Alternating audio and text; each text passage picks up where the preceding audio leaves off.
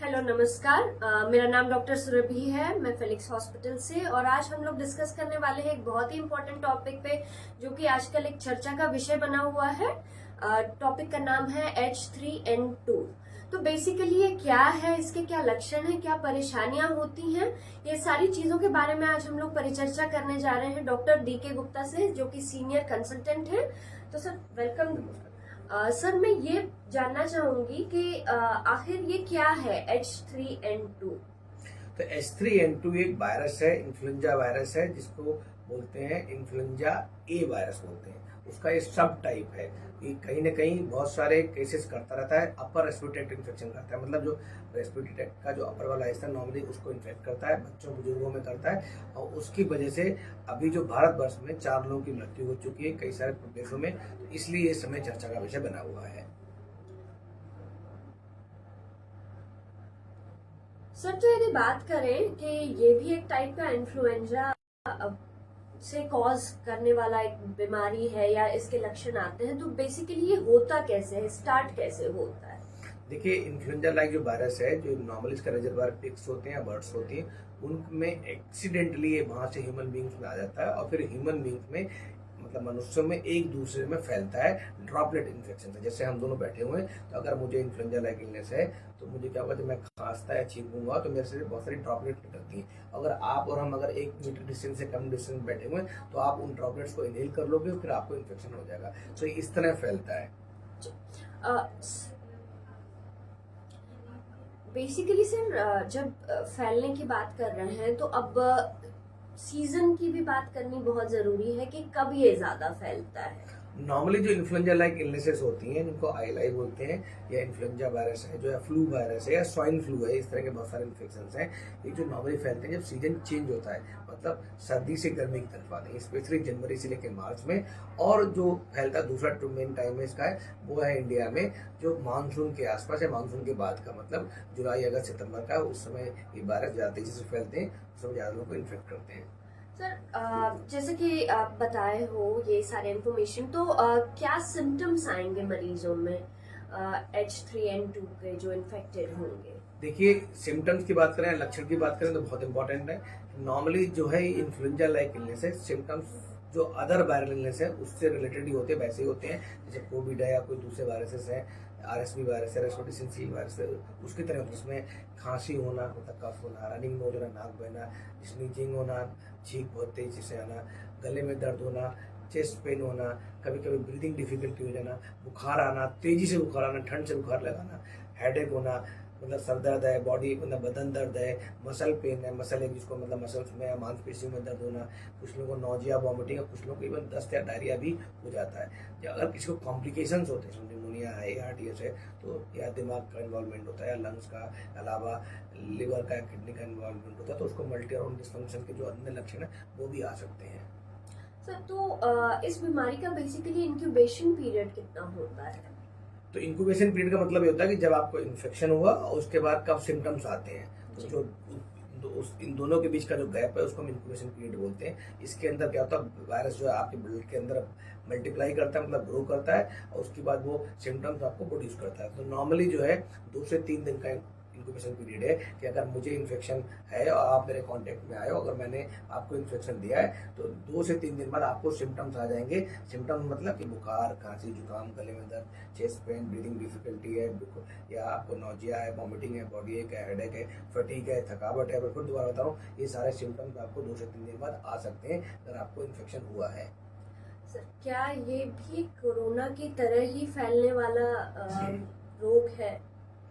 बिल्कुल ठीक करें, कोविड वायरस भी एक तरह का इन्फ्लुएंजा लाइक इलनेस ही थी, तो ये भी उसी तरह फैलता है। फैलता मतलब खांसने, छींकने से, ड्रॉपलेट इन्फेक्शन से, हैंड शेक करने से, आंख, नाक, मुंह को बार बार छूने से, आप बार बार हाथ नहीं धोते तो हाथों में जो इन्फेक्शन टेबल से मिल जाता है, से मिलता है, उसकी वजह से आपकी एंट्री हो जाती है बॉडी में, उस तरह फैलता है। तो लगभग फैलने का तरीका दोनों में सेम है।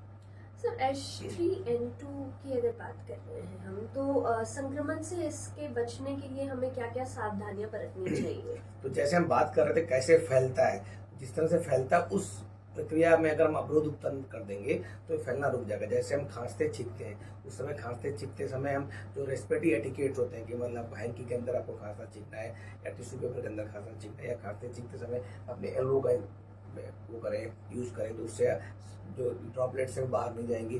बार बार सोप एंड वाटर से हाथ धोएं, 30 से 40 सेकंड तक कम से कम आपको हाथ धोने चाहिए। भीड़ भाड़ वाले इलाकों में नहीं जाना चाहिए। अपने नाक, मुंह, आँख को बार बार हाथों से नहीं छूना चाहिए, बिकॉज हम उंगलियों को बहुत जगह सरफेस में टच करते हैं तो वहाँ से इन्फेक्शन होने का खतरा हो जाता है।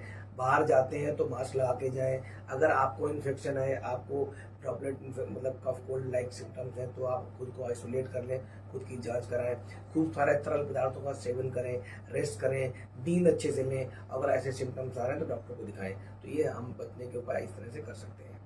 सर स्पेसिफिकली अगर देखा जाए कि कुछ बीमारियां कुछ एज ग्रुप को ट्रिगर करती हैं कि इस एज में ही वो बीमारी होगी, तो अगर H3N2 को देखा जाए तो वो हर एक एज ग्रुप में कैसे इन्फेक्ट करती है? तो बात करें इन्फेक्ट तो सबको कर सकता है। जैसे कोविड था, सारे एज ग्रुप को इन्फेक्ट कर सकता है, चाहे वो बच्चे हों, बुजुर्ग हों, युवा हों, महिलाएं हों। लेकिन किसके अंदर सीरियस कॉम्प्लिकेशन कर सकता है, किसके अंदर सीरियस डिजीज कर सकता है, वो इम्पोर्टेंट। तो खास करके जो बच्चे हैं, 5 साल के कम बच्चे, उनकी इम्यूनिटी कम होती है। 65 से ऊपर जो लोग हैं, बुजुर्ग लोग हैं, सीनियर सिटीजन हैं, उनको दिक्कत हो सकती है। प्रेग्नेंट महिलाएं, गर्भवती महिलाएं, उनको कॉम्प्लिकेशन होने का खतरा या सीरियस इलनेस होने का खतरा बढ़ जाता है। इसके अतिरिक्त ऐसे लोग जिनको कोमॉर्बिड कंडीशन है, जैसे अस्थमा है, डायबिटीज है, हाई ब्लड प्रेशर है, कार्डियक पेशेंट है, कंजेस्टिव हार्ट फेलियर है, सिकल सेल एनीमिया है, थैलेसीमिया है, किसी को न्यूरोलॉजिकल प्रॉब्लम है, ब्रेन ट्यूमर है, या कोई डायलिसिस पे है, ट्रांसप्लांट का पेशेंट है, या किसी को ऑलरेडी स्टेरॉइड्स चल रहे हैं किसी वजह से, तो ये ऐसे लोग हैं जिनको अगर इन्फेक्शन होता है इन्फ्लुएंजा का तो वो खतरनाक हो सकता है, इवन लाइफ थ्रेटनिंग भी हो सकता है। सर अब तक हमने बात किया है कि कैसे होता है, क्या होता है।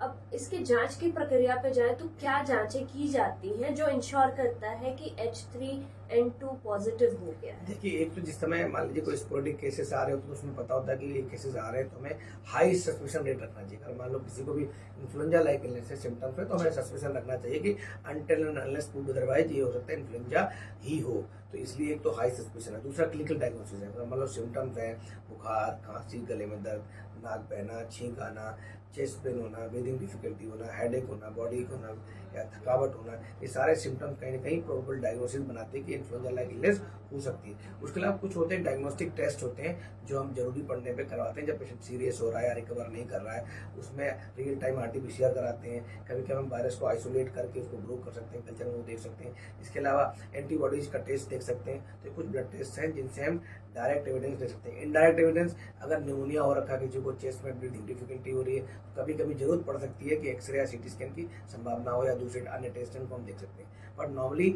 बहुत सारे टेस्ट की आवश्यकता नहीं होती है इसमें। सर अब तक हमने ये सारी चीज़ों के बारे में बात की, डायग्नोस्टिक तक हमने बात की। अब अगर देखा जाए तो इससे क्या क्या प्रॉब्लम्स हो सकते हैं, क्या कॉम्प्लिकेशंस फर्दर हो सकते हैं जो कि और भी ज्यादा परेशानियां क्रिएट करेंगे पेशेंट के? बड़ा अच्छा सवाल है।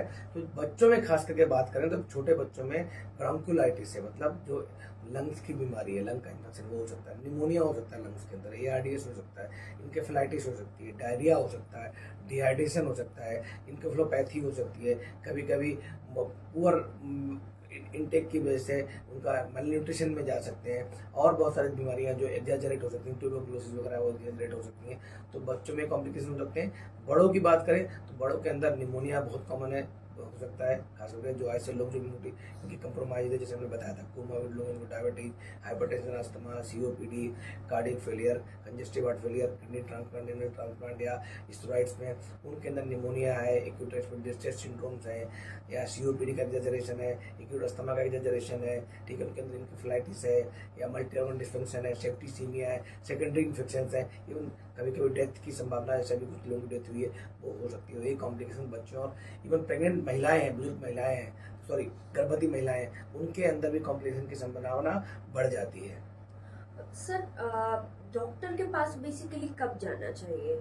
ऐसे तो ऑनसेट सिम्टम्स के जैसे ही हो तब जाना चाहिए, लेकिन आइडियली कब जाना चाहिए? देखिए, डॉक्टर के पास सिम्टम्स जब जाना चाहिए जब आपका फीवर बहुत हाई ग्रेड हो, 104-105 डिग्री हो, पैरासीटामोल देने के बाद भी रिलीफ नहीं हो रहा है, जो वीकनेस बहुत ज़्यादा आ रही हो, चक्कर आ रहे हो, घबराहट हो रही है, आपका जो SpO2 जो सेचुरेशन है 93 92 से कम जा रहा है, चेस्ट में दिक्कत हो रही है, मतलब कंजेशन हो रहा है, ब्रीदिंग डिफिकल्टी हो रही है, सांस में दिक्कत हो रही है, चेस्ट पेन हो रहा है, तो अगर ऐसे कोई सीरियस सिम्टम्स आ रहे हैं तो आपको तुरंत डॉक्टर के पास जाना चाहिए। अदरवाइज अगर हल्के सिम्टम्स में भी है तो भी मैं यही सलाह दूंगा, डॉक्टर के पास जाके सलाह जरूर ले लें, डायग्नोसिस जरूर कंफर्म कर लें, क्योंकि इसका इलाज हमारे पास है, एंटीवायरल ड्रग है। अर्ली डायग्नोसिस से अर्ली ट्रीटमेंट होता है और लाइफ थ्रेटनिंग कॉम्प्लिकेशन को बचाया जा सकता है। सर, जैसा कि आपने बताया कि ये चीज़ें लाइफ थ्रेटनिंग भी हो सकती हैं यदि इसका ट्रीटमेंट सही समय पे नहीं हुआ या समुचित उपचार नहीं मिला। तो उस केस में अगर देखा जाए तो ट्रीटमेंट जो है वो बहुत इम्पोर्टेंट रोल प्ले करता है। तो ट्रीटमेंट हम लोग यहाँ पे क्या देंगे मरीजों को? तो नॉर्मली जो इसमें सिम्टोमेटिक और सपोर्टिव ट्रीटमेंट होता है, जैसे हम लोग डॉक्टर से देते हैं, जैसे पैरासीटामोल देना फीवर के लिए, हाइड्रेशन अच्छा देना, मतलब फ्लूइड देना है, ठीक है। अगर आपको उसके अलावा कफ कोल्ड है तो एंटी एलर्जी की दवाइयाँ देनी है, कफ सिरप देने हैं। इसके अतिरिक्त अगर आपको खूब सारे ग्रीन लीफी वेजिटेबल्स देने को बोलते हैं, स्टीम लेने को बोलते हैं, गुनगुने पानी से गार्गल कर सकते हैं। घर के अंदर बहुत सारी ऐसी चीज़ें जैसे अदरक है, शहद है, या आपकी क्या नाम है, मिर्च, काली मिर्च है, या जो लौंग इलायची है, इस तरह की बहुत सारी जो घर के अंदर चीज़ें होती हैं जिनसे एंटीवायरल प्रॉपर्टीज होती हैं उनके अंदर, उनका चाय पीना, उनका काढ़ा पीना वो ले सकते हैं। बट डेफिनेटली अगर पेशेंट सिक है या हाई रिस्क पे है तो उसके लिए एंटीवायरल ड्रग थेरेपी और सिम्टम जिसको बोलते हैं वो अवेलेबल है। वो डॉक्टर की सलाह अनुसार आप बच्चों के लिए या बुजुर्गों के लिए ले सकते हैं, वो भी दी जा सकती है। और अगर किसी को मतलब लग रहा है कोई सीरियस हो रहा है, जिसकी ब्रीदिंग डिफिकल्टी हो रही है, चेस्ट पेन हो रही है, सेचुरेशन फॉल हो रहा है, उसको हॉस्पिटल में भर्ती करना पड़ेगा, उसको ऑक्सीजन थेरेपी देनी पड़ेगी, IV फ्लूइड्स देने पड़ते हैं, IV एंटीबायोटिक देनी पड़ती है सेकेंडरी इन्फेक्शन को प्रिवेंट करने के लिए, और एंटीवायरल थेरेपी देनी पड़ती है। इसके अलावा नेबुलाइजेशन है, स्टीम है, जो भी सपोर्टिव ट्रीटमेंट है वो हम सब देते हैं। Thank you so much sir, आपने आज हमें बहुत ही इम्पोर्टेंट इंफॉर्मेशन दिया रिलेटेड टू H3N2। तो अगर आपके भी कुछ इंक्वायरीज या क्वेरीज है या कुछ भी आपके डाउट्स रह गए हैं तो प्लीज कमेंट बॉक्स में लिखें। Please do like, subscribe and share. Thank you so much and have a nice time. Thank you. Thank you.